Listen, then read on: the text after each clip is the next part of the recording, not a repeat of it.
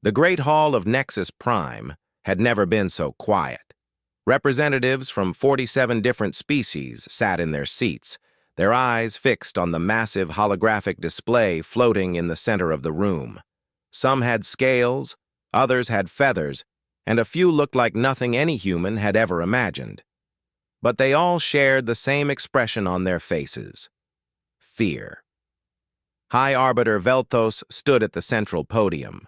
He was tall and thin, with pale blue skin and 4 arms that he kept folded behind his back. His species, the Kathrani, had led the Galaxy Council for over 1,000 years. In all that time, Velthos had never delivered news this terrible. "The Vorax Dominion has chosen their next target," he said. His voice was calm, but his hands were shaking. "Their fleet of 3 million ships is moving toward the outer spiral arm, toward a small planet called Earth." A wave of whispers moved through the hall. Earth, the humans, that primitive little species they had discovered just 3 cycles ago. Ambassador Lisha of the Oralani raised her hand. She was covered in soft white fur, and her large dark eyes looked sad. "High Arbiter, the humans have barely reached their own moon. They have no shields, no faster-than-light travel, no energy weapons. They don't even know we exist." "That is correct," Velthos replied. "Then they are already dead," Lisha said softly. "The Vorax will destroy them just like they destroyed the Methani, the Kalroth, and the Sunward people. Just like they have destroyed over 200 worlds." Nobody argued with her. They had all seen what the Vorax could do. The Vorax were insectoid creatures, each one standing 8 feet tall with armored shells and razor-sharp claws. They did not negotiate. They did not show mercy. They simply consumed everything in their path, stripping planets bare and moving on to the next meal. Council member Dreth of the Malthari spoke up.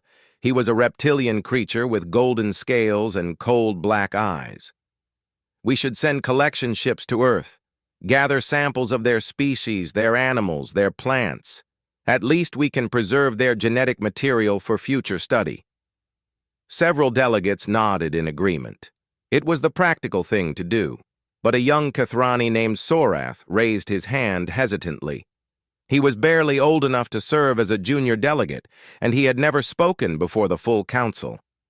His supervisor gave him an angry look, but Sorath stood up anyway. "High Arbiter, I have been monitoring human communications as part of my duties," Sorath said. His voice was nervous but clear. "The humans have detected the Vorax fleet. They saw it with their telescopes 2 weeks ago." Velthos tilted his head. "And how are they reacting? Are they panicking? Fleeing?" Sorath swallowed hard. "No, High Arbiter, they are mobilizing." The hall fell silent again. "Mobilizing?" Ambassador Lisha asked. "What do you mean?" Sorath pulled up a series of images on his personal display and projected them into the main hologram. The council members leaned forward to look. The images showed factories working day and night, smoke pouring from their chimneys. They showed massive ships being built in orbital shipyards that had not existed 3 months ago. They showed soldiers training by the millions, carrying weapons that fired metal projectiles and explosive chemicals. "The humans call it total war," Sorath explained. "They have done this before to each other. When they feel threatened, they convert their entire civilization into a war machine.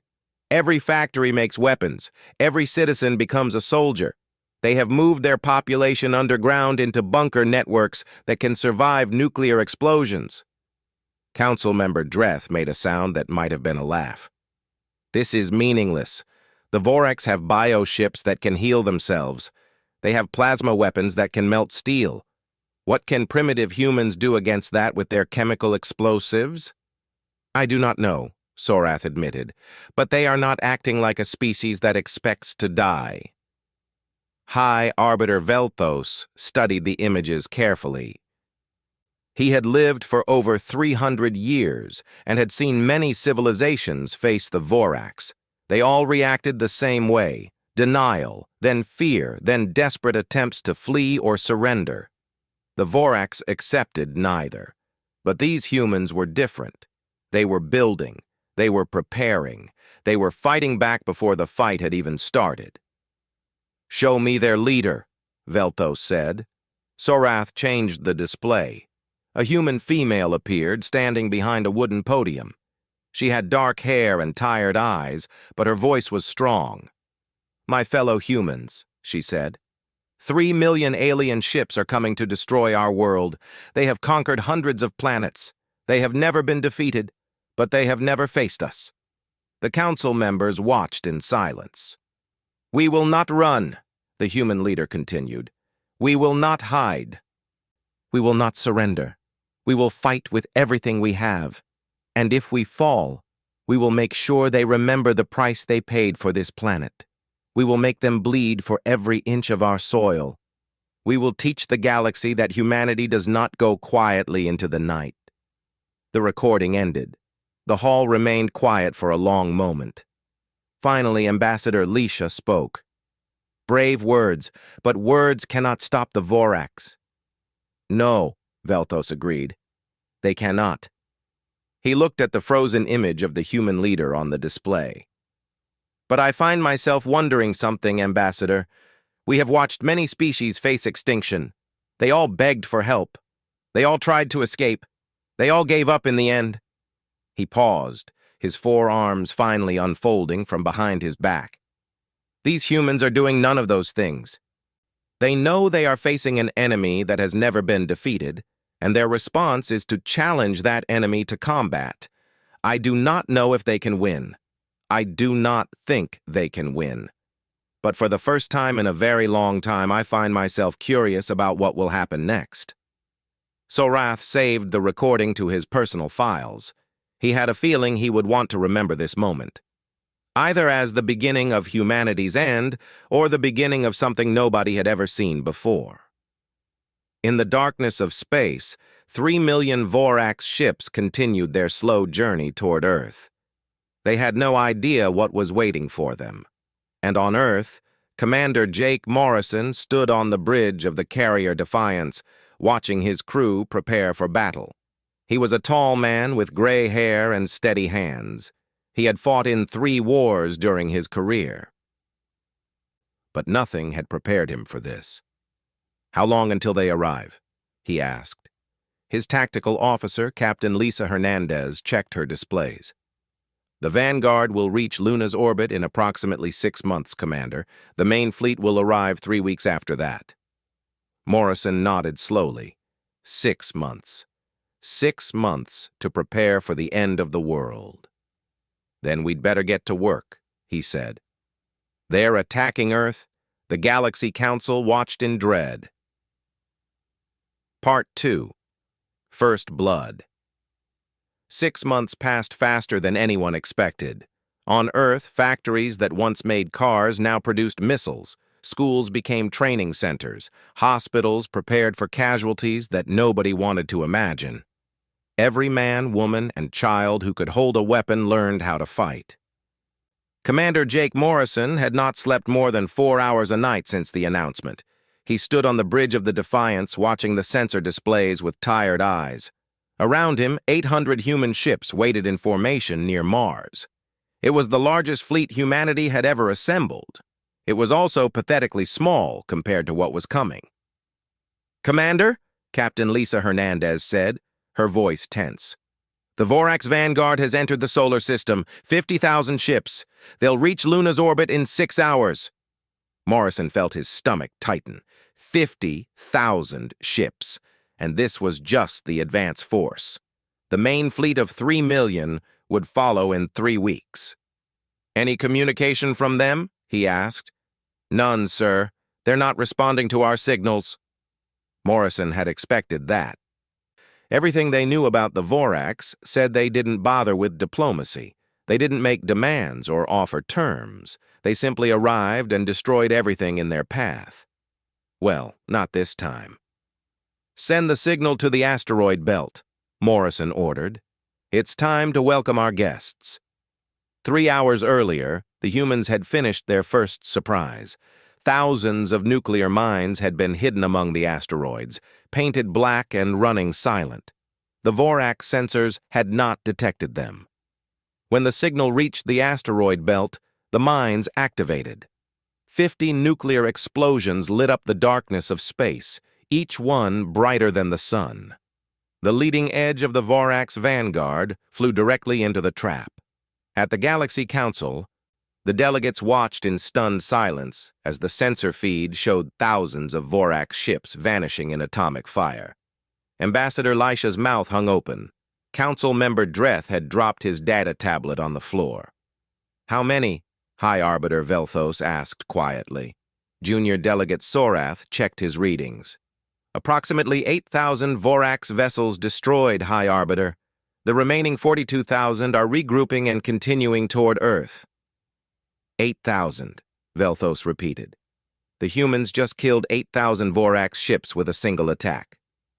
Nobody knew what to say. In all the wars against the Vorax, no species had ever destroyed more than a few hundred of their ships. The humans had done it in seconds, but the Vorax were not finished. The surviving ships reorganized themselves into a tight formation and pushed forward with renewed speed. They were angry now, and angry Vorax were even more dangerous than usual. Commander Morrison watched them come. The nuclear mines had bought them time, but the enemy still outnumbered them 50-1. The human fleet waited near Mars, every weapon charged and ready. "All ships, this is Commander Morrison," he said over the fleet-wide channel. "The enemy is coming. They think we're going to be easy prey, just like every other species they've conquered. They think we'll break and run when we see their numbers. They're wrong." He paused, looking at the faces of his bridge crew. They were scared, but they were also determined. "We're not fighting for glory today. We're not fighting for conquest. We're fighting for our homes, our families, and our future. Every one of those alien ships that we destroy is one less ship that will reach Earth. So make every shot count. And if your ship goes down, take as many of them with you as you can." The Vorax vanguard reached weapons range. Space erupted in fire. The human ships were smaller and weaker than the Vorax bioships, but they were also faster and more maneuverable. Pilot Sergeant Danny Flores led a squadron of 12 fighters directly at a Vorax carrier that was 3 miles long. His wingmen fired their missiles and peeled away, but Flores kept going. "Sergeant, pull up!" his squadron leader shouted over the radio. "Negative," Flores replied calmly. "I've got a clear shot at their command center. Ejecting now." He punched the emergency ejection button and felt himself thrown clear of his fighter. Behind him, his ship's nuclear payload detonated inside the Vorax carrier's hangar bay. The massive alien vessel broke apart in a blinding explosion. Flores floated in space, watching the debris scatter around him. A rescue shuttle would pick him up later, if there was a later. For now, he just watched the battle unfold around him.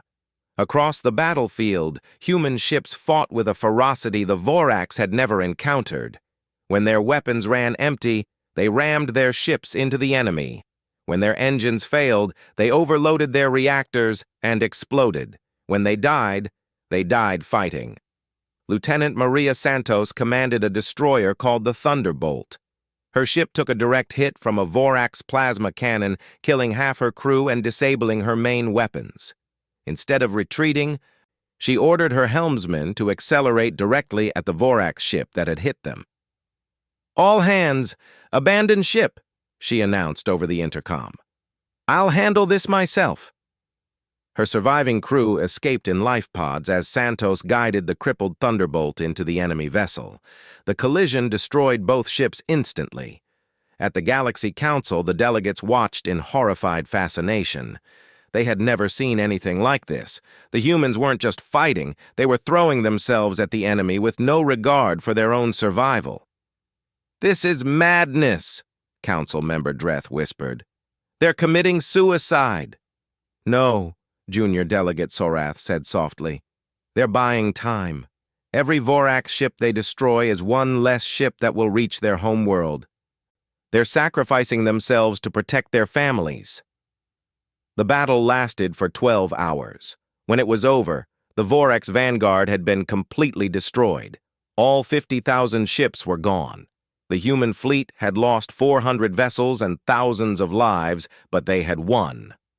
Commander Morrison sat down heavily in his command chair.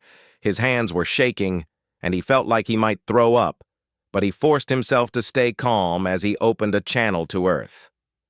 "This is Commander Morrison to Earth Command. The Vanguard has been neutralized.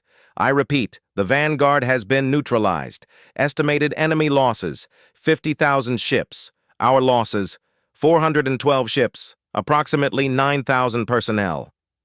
He paused, taking a deep breath. "The main fleet will arrive in 3 weeks. We need more ships. We need more weapons. We need everything you can give us." On Earth, President Maria Santos listened to the transmission in her underground bunker. Tears were running down her face, but she was smiling. "You heard the commander," she said to her advisors. "Get him everything he needs. We just proved the Vorac's can be beaten. Now we need to do it again, times 100. At the Galaxy Council, High Arbiter Velthos stood at his podium, staring at the empty space where 50,000 Vorac's ships had been. "This has never happened before," he said quietly. "In all the history of the galaxy, no species has ever defeated a Vorac's vanguard." Ambassador Lysha looked at him with wide eyes. "What does this mean, High Arbiter?" Velthos shook his head slowly. "I don't know, but I think we should keep watching. I have a feeling these humans are going to surprise us again." There, attacking Earth? The Galaxy Council watched in dread. Part 3. The Siege of Earth. 3 weeks after the destruction of the Vanguard, the main Vorac's fleet arrived. 3 million ships darkened the sky above Earth like a swarm of locusts. They blocked out the stars and cast shadows across entire continents. Queen Mother Skethrix, Supreme Commander of the Vorac's Dominion, broadcast her first and only message to Earth. Her voice was cold and sharp, like metal scraping against stone. "Humans of Earth, you have killed many of my children. This was unwise. Surrender now, and your death will be quick. Resist, and I will make your suffering last for generations. I will breed your species in captivity and teach your descendants to fear the very memory of defiance." The message ended. The galaxy waited for humanity's response. President Maria Santos stood in her bunker, surrounded by her military advisors and cabinet members. She was exhausted.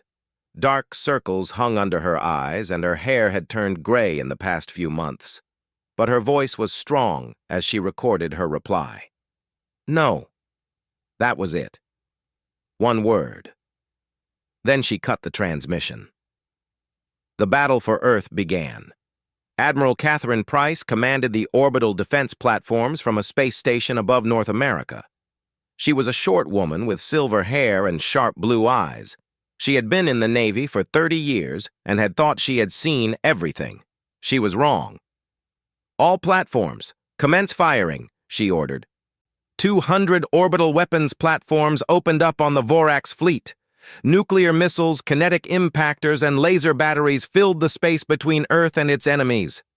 Thousands of Vorac's ships exploded in the first minute of combat, but there were millions more behind them. The Vorac's pushed forward, absorbing losses that would have broken any other fleet. Their bioships healed themselves even as they were damaged. Their plasma cannons tore through human ships like paper. For every Vorac's ship destroyed, 10 more took its place. On the ground, Lieutenant Ben Howard coordinated missile batteries across 6 continents. He worked from a bunker beneath the Rocky Mountains, surrounded by screens showing data from every battlefield on Earth. When the Vorac's landing pods began falling from the sky, he redirected every weapon he had to meet them. "Concentrate fire on the landing zones," he shouted to his team. "Don't let them establish a foothold." But there were too many. The Vorac's landed in waves, millions of warriors pouring out of their pods and charging at human defenses. They were 8 feet tall and covered in black armor. Their claws could cut through steel. Their eyes burned with hunger. Corporal Nina Reyes was stationed at a defense line outside Moscow when the Voraks broke through. She was 23 years old and had been a factory worker before the invasion. Now she was a soldier, armed with a machine gun and 300 rounds of ammunition. The Voraks came at her in waves. She shot them down one by one, her gun barrel glowing red from the heat. When her ammunition ran out, she picked up a rifle from a fallen comrade. When that ran out, she grabbed a pistol. When the pistol was empty, she fixed her bayonet and kept fighting. For 11 hours, Nina held that breach alone. Reinforcements couldn't reach her. The Voraks couldn't kill her. When the sun rose the next morning, she was still standing, surrounded by the bodies of hundreds of dead aliens. The footage was broadcast across the galaxy.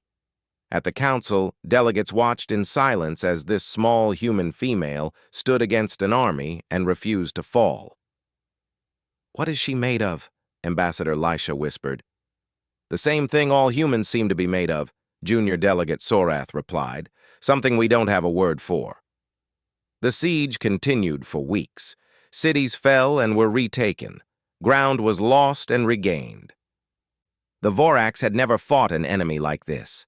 Their usual strategy was simple: overwhelm the enemy with numbers, break their will with terror, and consume what remained. But the humans would not break. When their cities were overrun, civilians detonated bombs hidden in their own homes, taking dozens of Voraks with them. When soldiers ran out of bullets, they attacked with knives, rocks, and bare hands. Children threw Molotov cocktails from rooftops. Grandmothers picked up rifles from fallen soldiers and joined the fight. Deep beneath the Colorado mountains, Dr. Patricia Coleman worked frantically in a research facility. She was a neuroscientist who had spent her career studying brain chemistry. Now she was trying to save the world. "The Vorax ships are controlled by organic neural networks," she explained to her team. "They're basically giant brains that process information and coordinate the fleet. If we can disrupt those networks, we can disable their ships." Sergeant Tony Ruiz, her communications specialist, looked up from his equipment. "You want to give the aliens a headache?" "More like a seizure," Patricia replied. "But I need more data. We need to capture a Vorax ship intact and study its control systems." The word went out to the fleet.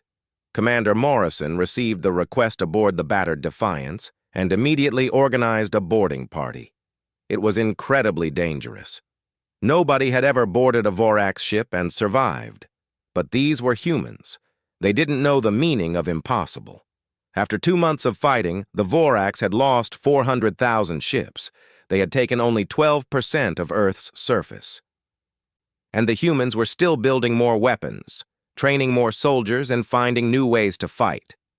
At the Galaxy Council, High Arbiter Velthos called for an emergency session. But this time, the mood was different.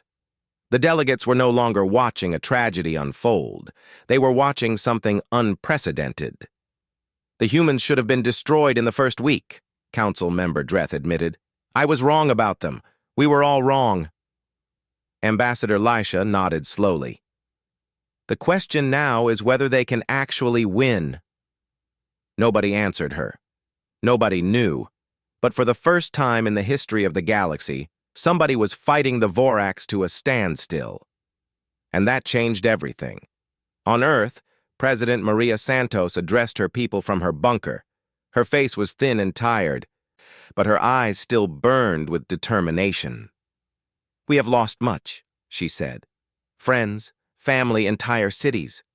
The cost of this war is beyond measure. But we are still here. We are still fighting.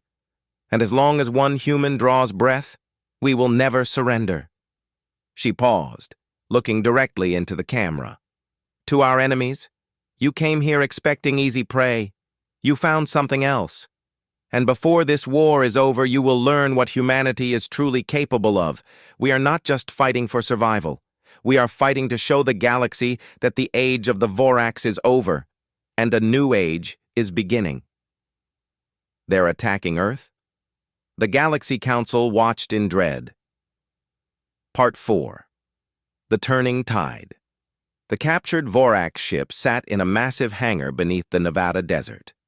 It was smaller than most Vorax vessels, only about the size of a commercial airplane. But it was intact, and that was what mattered. Dr. Patricia Coleman had not slept in 3 days. She moved around the alien ship with her team, cutting into its organic hull and studying the strange biological systems inside. The ship was alive in a way that human technology could never be.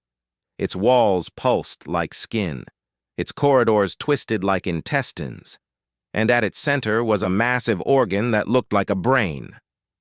"This is it," Patricia said, pointing at the neural cluster. "This is what controls the ship. It receives signals from the Queen Mother and coordinates with every other ship in the fleet. If we can disrupt it, we can blind them." Sergeant Tony Ruiz studied the readings on his scanner. "The neural cluster operates on a specific frequency. If we broadcast an interference signal on that frequency, it should cause massive disruption across their entire fleet." "Will it kill them?" asked one of the younger scientists. "No," Patricia replied, "but it will confuse them. It will make it harder for them to coordinate their attacks and heal their ships. It might give us the advantage we need." Work began immediately. Engineers designed a broadcast system that could transmit the interference signal across the entire solar system. The only problem was power. The signal needed to be incredibly strong to reach every Vorax ship in the fleet. That meant using Earth's entire power grid at once. President Maria Santos made the decision without hesitation. "Do it. Every city on Earth will go dark for 1 hour. Make sure the signal works." At 3:47 a.m. Greenwich Mean Time, every power plant on Earth redirected its output to a single purpose. The lights went out from New York to Tokyo, from Cairo to Sydney. For 1 hour, humanity sat in darkness while Dr. Coleman's signal broadcast into space. The effect on the Vorax fleet was immediate and devastating. Commander Jake Morrison watched from the bridge of the Defiance as Vorax ships began to drift and spin. Their coordinated formations broke apart. Ships crashed into each other. Weapons fired randomly, hitting friend and foe alike. "It's working," Captain Lisa Hernandez said, her voice filled with disbelief. "Their entire fleet is in chaos." "All ships, this is Commander Morrison," Jake announced over the fleet-wide channel. "The enemy is vulnerable. All units advance. This is our chance. Make it count." The human fleet surged forward.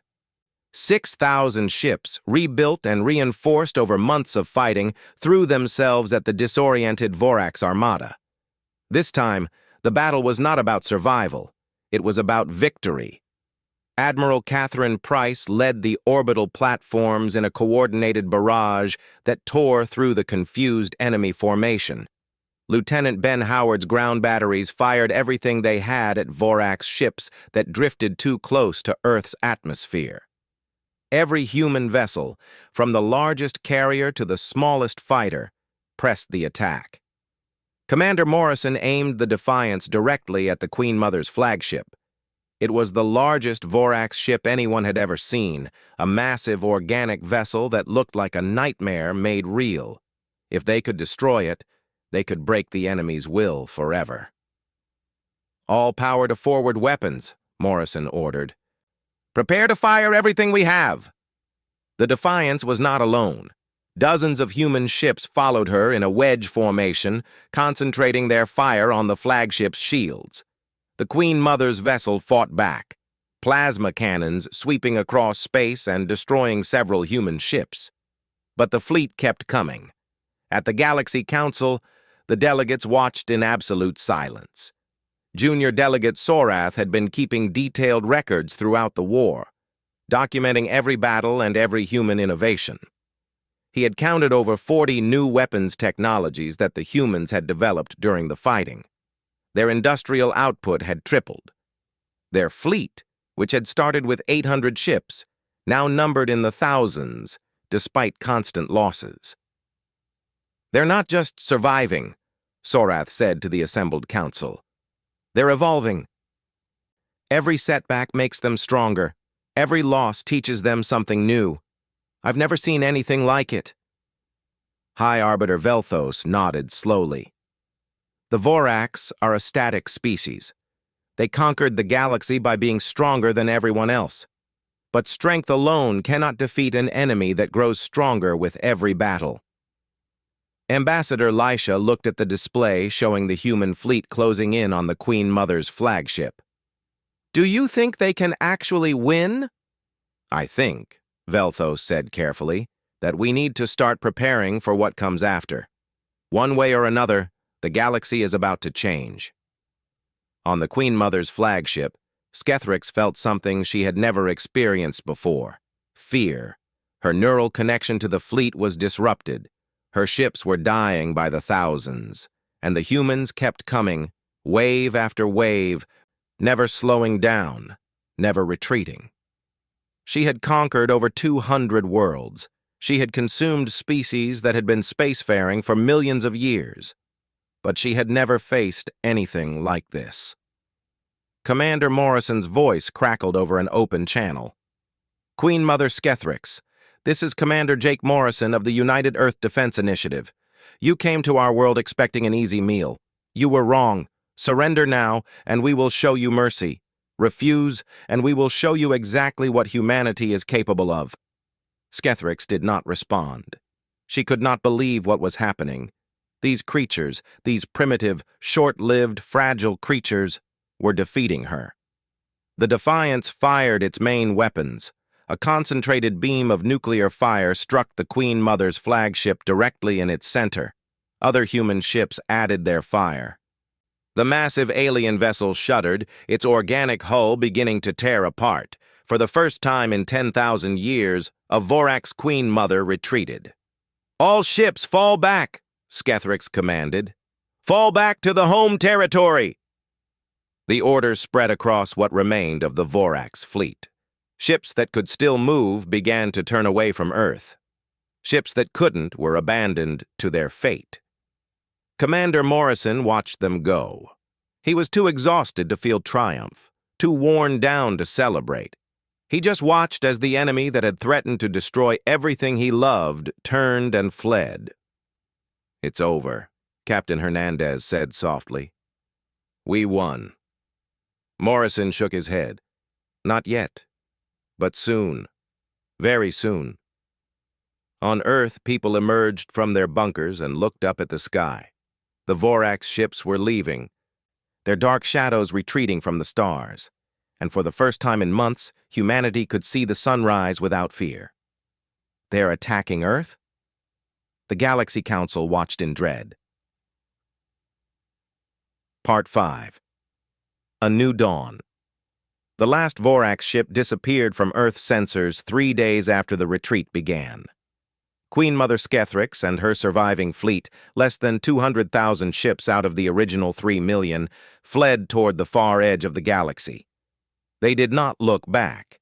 Commander Jake Morrison stood on the observation deck of the Defiance and watched the stars. The ship was battered and scarred. Half its systems were damaged, but it was still flying, and so was he. Captain Lisa Hernandez joined him, holding 2 cups of coffee. She handed one to him and stood beside him in silence for a moment. "How do you feel?" she finally asked. Morrison took a sip of the coffee. It was cold and bitter, made from emergency rations. It was the best thing he had ever tasted. "Tired," he said, "proud, sad." He paused, thinking of all the friends he had lost, all the ships that would never return home. "Mostly tired." "We won," Hernandez said. "We actually won." "Yeah." Morrison nodded slowly. "We did." On Earth, the celebration was muted by grief. Millions had died in the fighting. Cities lay in ruins. Entire regions were uninhabitable. The cost of victory was beyond calculation, but humanity had survived. More than that, humanity had won. President Maria Santos addressed the world from the ruins of Geneva, where a temporary capital had been established. She stood in front of a wall covered with the names of the fallen, thousands upon thousands of names carved into black stone. "We have paid a terrible price for our survival," she said. "We have lost mothers and fathers, sons and daughters, friends and neighbors. Their sacrifice will never be forgotten. Their names will be remembered for as long as humanity exists." She paused, her voice thick with emotion. "But we have also gained something today. We have gained the knowledge that we are not helpless, that we are not prey, that when faced with impossible odds, humanity does not give up. We fight, we struggle, we endure, and in the end, we win." At Nexus Prime, the Galaxy Council had been in continuous session since the Vorax retreat began. The delegates were still trying to process what they had witnessed, everything they knew about the galaxy, about the balance of power, about the nature of strength, had been overturned. High Arbiter Velthos called for a vote on humanity's application for council membership.